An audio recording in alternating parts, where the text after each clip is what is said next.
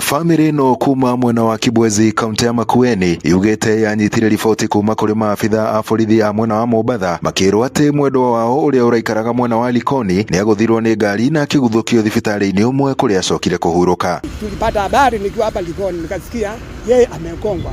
Aligongwa tarehe 7 mwezi wa 11. Tukaenda police station Makupa Central. Tulipofika Central tuliambiwa mwili wenyu huyu kijana anaitwa, tukataje jina.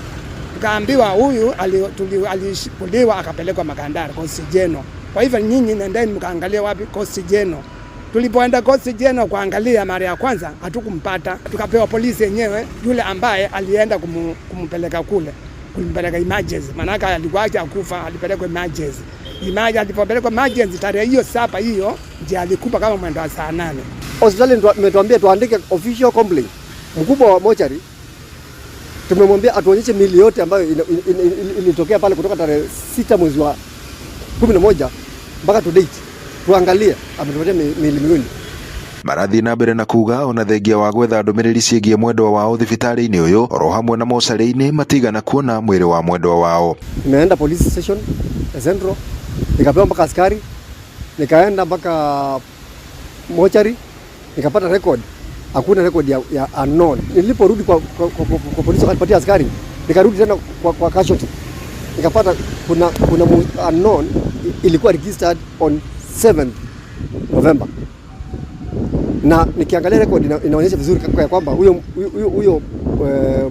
mwadhiriwa aliaga the same day na akapelekwa morgue. Sasa kuangalia kwa morgue hakuna record. Watu wanashangaa sana ni vipi mwili waweza kuwa umechukuliwa na maaskari na umepelekwa mochari na mwili unapotea kupitia kwa serikali.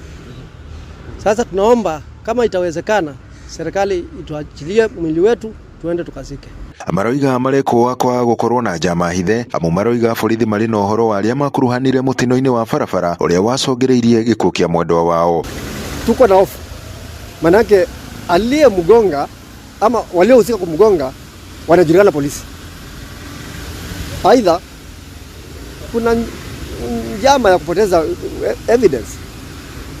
Maana ni kwa nini apotee? Kwa hivyo sisi tunaomba usaidizi ili tumpate huyo mtu wetu ili tumuzike. Bila tumuzike. Haja yetu kupata mwili wetu, twende tukamsike, maana nyumbani anatakikana asikwe nyumbani kule bara. Andu-ini ha Inooro TV kuma guku Mombatha, nie njitagwo Francis Madi.